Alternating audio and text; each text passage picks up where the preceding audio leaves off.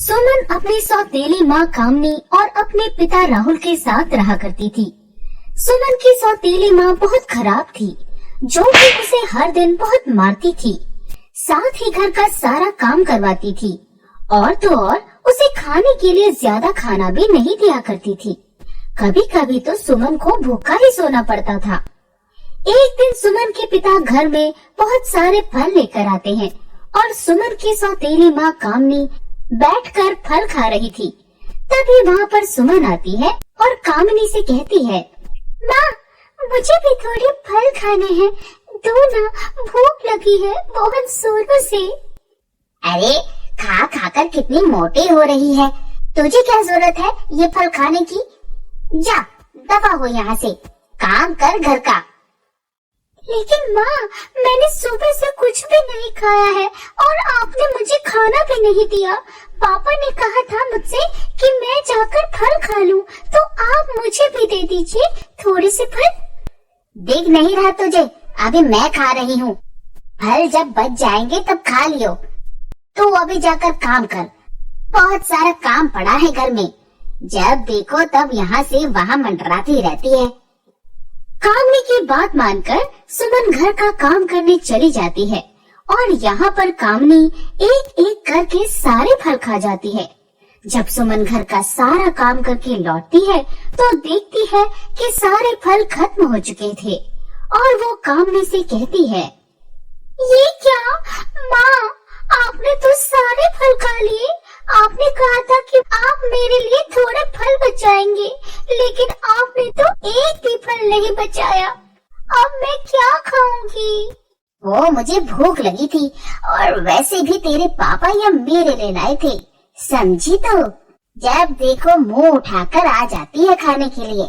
पेट नहीं भरता कभी तेरा, कितना भी खिला दो, भुक्कड़ कहीं की। तेरा एक टाइम का खाना बंद करना पड़ेगा।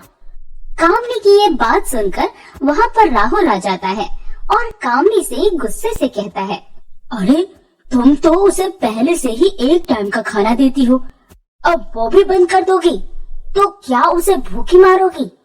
तुम्हें शर्म नहीं आती?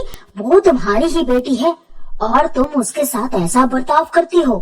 वो मेरी बेटी नहीं है, वो तुम्हारी और तुम्हारी पहली पत्नी की बेटी है। इसका ये मनहूस चेहरा देखकर मुझे तुम्हारी पहली पत्नी की याद आती है। ये मेरी बेटी नहीं है, समझे? इतना कहकर कामनी वहाँ से चली जाती है और सुमन जोर जोर से रोने लगती है। जिसके बाद राहुल सुमन को बाजार लेकर जाता है और उसे बहुत सारे फल दिलाकर लेकर आता है। शाम को राहुल वापस अपने काम पर कुछ दिनों के लिए चला जाता है। जिसके जाने के बाद कामिनी सुमन से सारे फल छीन लेती है और फिर उसके साथ मारपीट करती है और उससे घर का सारा काम करवाती है। यूं ही कुछ दिन और बीत जाते हैं, लेकिन कामिनी के मन में सुमन के लिए जरा भी ममता नहीं जागती और वो रोज उस पर अत्याचार करती रहती है। इन सब से परेशान होकर सुमन अपने कमरे में अपनी माँ की तस्वीर के सामने बैठकर रोते हुए कहती है, माँ आप मुझे छोड़कर क्यों चली गई? सौतेली माँ मुझे रोज मारती है, खाने के लिए भी कुछ नहीं देती है, वो मुझसे जरा भी प्यार नहीं करती है। पापा भी कुछ नहीं कर पाते हैं क्योंकि वो उनकी भी नहीं सुनती है। अब मैं क्या करूं? मुझे कुछ समझ नहीं आ रहा है। या तो आप मेरे पास आ जाओ या फिर आप मुझे अपने पास बुला लो। तभी अचानक सुमन की माँ की तस्वीर में से एक तेज रोशनी निकलती है और सुमन देखकर कि उसकी माँ तस्वीर से बाहर आ गई है, ये देखकर सुमन बहुत दंग रह जाती है और अपनी माँ से कहती है, क्या ये एक सपना है या मैं सच में अपनी माँ को अपने सामने देख रही हूँ? माँ क्या ये आप है? हाँ मेरी बच्ची, ये मैं हूँ, तेरी माँ। तू सपना नहीं देख रही है, ये सब सच है। माँ आखिरकार आप आ ही गई, अब आप हमेशा मेरे साथ रहना। सौतेली माँ मुझे बिल्कुल भी प्यार नहीं करती है, वो मुझे मारती है और तो और खाना भी नहीं देती है। अब आप मेरे साथ रहोगी ना, मुझे प्यार करोगी ना? मेरी बच्ची, ये तो थोड़ा मुश्किल है। मैं हमेशा तेरे साथ नहीं रह सकती, लेकिन तेरी मदद जरूर कर सकती हूँ, जिससे कि तेरी सौतेली माँ तुझे बहुत प्यार करने लगेगी। क्या कहा? सौतेली माँ मुझे प्यार करने लगेगी? क्या ये सच में हो सकता है? हाँ मेरी बच्ची। इतना कहकर कमला अपने हाथ हवा में उठाती है और तभी वहाँ पर एक जादुई लहंगा उसके हाथ में आ जाता है और ये लहंगा वो सुमन को देखकर कहती है, ये लो मेरी बच्ची, ये जादुई लहंगा है। इसे जो भी पहनेगा वो तुमसे बहुत प्यार करने लगेगा। इस लहंगे को तुम अपनी सौतेली माँ को देना और उन्हें पहनने के लिए कहना। उसके बाद देखना वो तुमसे बहुत प्यार करने लगेगी। क्या ऐसा सच में हो सकता है? मुझे तो डर लग रहा है, क्योंकि अगर इससे कुछ नहीं हुआ तो सौतेली माँ मुझे फिर से मारेगी। डरो मत, मैं हूं ना तुम्हारे साथ। अपने स्वर्गवासी माँ की बात सुनकर सुमन उस जादुई लहंगे को अपनी सौतेली माँ कामनी के पास लेकर जाती है और ये जादुई लहंगा देख कामनी की आंखें आश्चर्य से बड़ी बड़ी हो जाती हैं और वो सुमन से कहती है, ये लहंगा तो कहाँ से ले आई? ये तो बड़ा सुंदर है। किसका चोरी करके लाई है पता? नहीं माँ, ये मैं चोरी करके नहीं लाई हूँ। ये लहंगा तो मैं आपके लिए खरीद कर लाई हूँ। ये बहुत ही सुंदर लहंगा मुझे लगा कि आप पर बहुत अच्छा लगेगा, क्योंकि आप भी तो बहुत सुंदर है ना। क्या आप एक बार इसे पहनना चाहेंगी? क्या कहा? इतना सुंदर लहंगा तो मेरे लिए लेकर आई है? मुझे तो ये यकीन ही नहीं हो रहा है, लेकिन एक बार मैं पहन कर जरूर देखना चाहूंगी।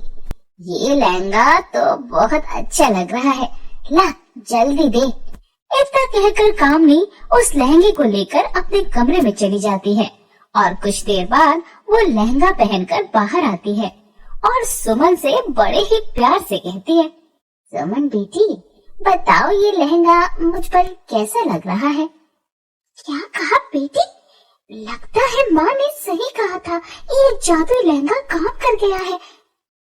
हाँ माँ, आप पर तो ये लहंगा बहुत अच्छा लग रहा है। आप इसमें किसी परी से कम नहीं लग रही है। क्या सच में?